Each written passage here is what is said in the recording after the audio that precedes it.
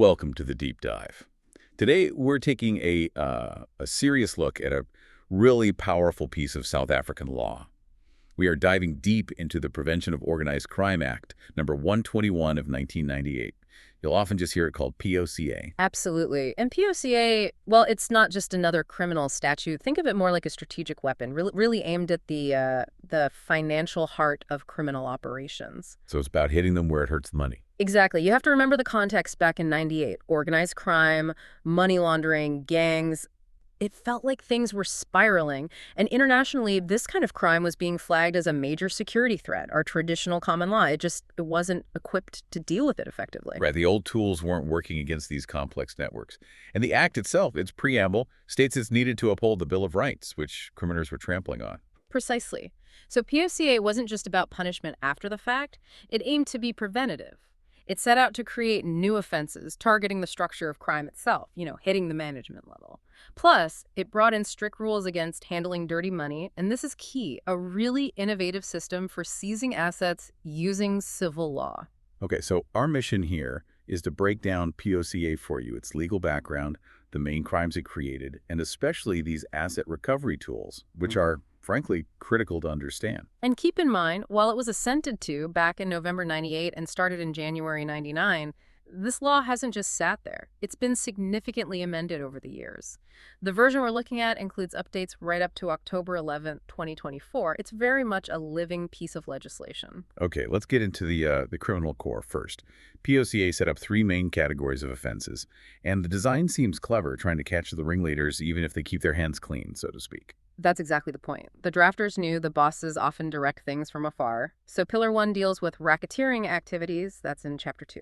Racketeering. It sounds very mafia movie-like. How does POCA define it legally? It's defined through involvement in a pattern of racketeering activity. Now, what does that mean? It means planned, ongoing, continuous, or repeated participation in serious crimes. These crimes are listed in Schedule 1 of the Act, and that schedule is long. Murder, theft, fraud, corruption, even certain sexual offenses. Loads of things. Okay, so a pattern.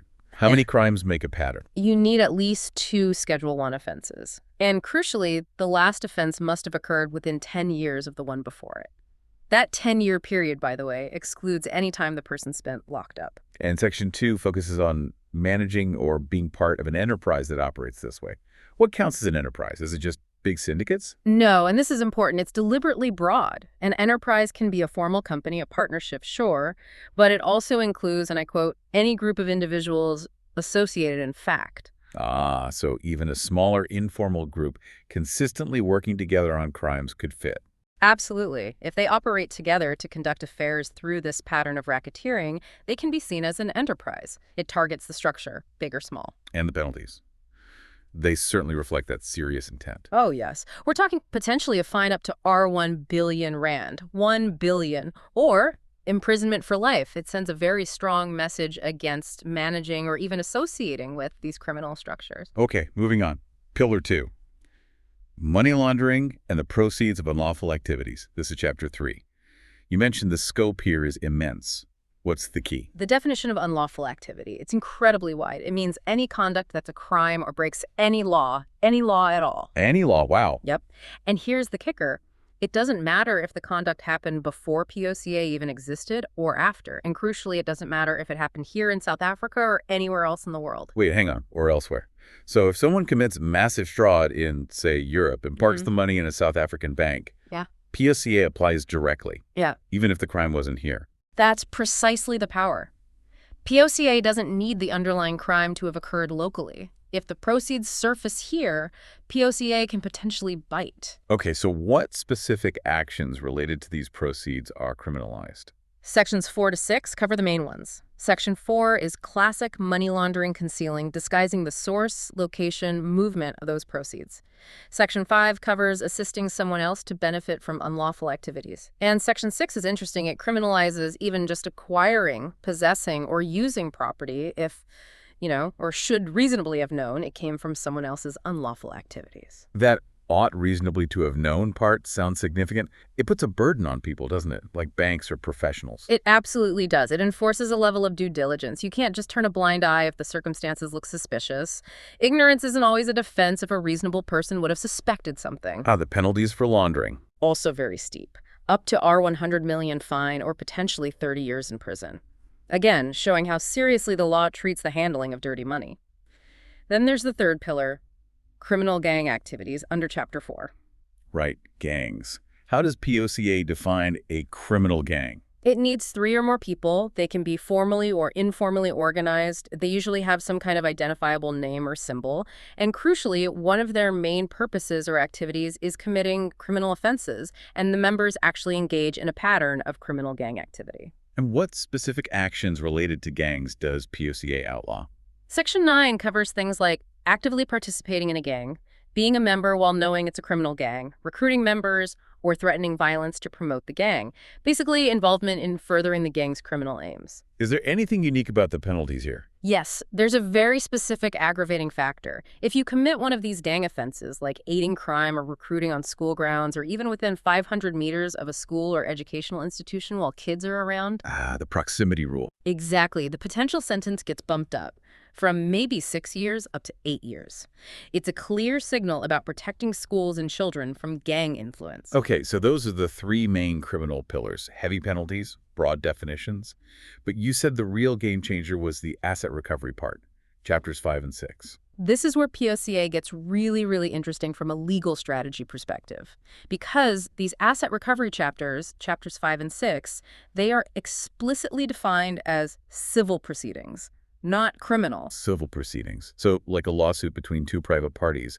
But here, it's the state versus the property. Essentially, yes. And the immediate massive consequence of that is the standard of proof changes completely. Instead of beyond a reasonable doubt, like in a criminal trial. It's the balance of probabilities. Precisely. Much lower threshold. The court just needs to be convinced it's more likely than not, think 51%, that the property is linked to crime in the ways POCA specifies. Doesn't that seem, well, easier for the state? Maybe even a bit unfair if someone loses property based on probability, not certainty. That's the strategic choice POCA made.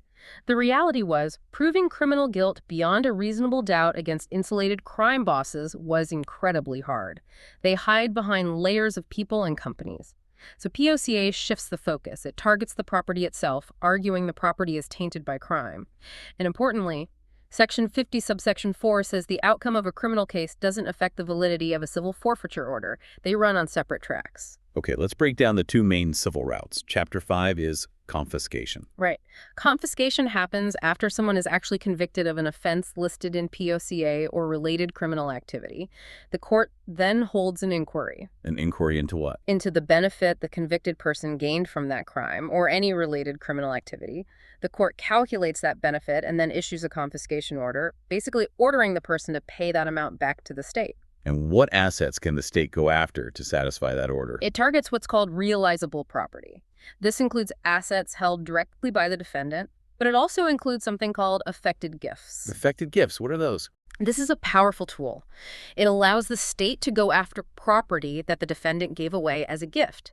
And the look-back period is significant. How far back? Up to 7 years before the prosecution against the defendant even started. 7 years. So if I gave my brother a car 5 years ago, and now I get convicted for fraud that benefited me hugely, the state could potentially claim that car back from him. Potentially, yes. If it qualifies as an affected gift made to try and shield assets from confiscation, it stops criminals from quickly dispersing their wealth when they sense trouble. And while the criminal case and confiscation are pending, can the state freeze things? Absolutely. That's where restraint orders come in. The High Court can issue these, often quite quickly on an ex parte basis, meaning without the defendant initially being present to freeze assets and prevent them from being hidden or sold off. Though the law does allow for reasonable living and legal expenses to be paid from restrained assets, provided the defendant fully discloses all their interests. Okay, that's post-conviction confiscation. Now, Chapter 6, civil recovery. You said this one doesn't need any criminal conviction. Correct. This is purely about the property itself. It's a 2-stage process generally. First, the National Director of Public Prosecutions applies for a preservation order. What does the NDPP need to show for that? They need to show the High Court there are reasonable grounds to believe the property falls into one of three categories. One, it's an instrumentality of an offense. Meaning? Property used in the commission or suspected commission of a crime. Could be a car used in a robbery, a house used as a drug lab.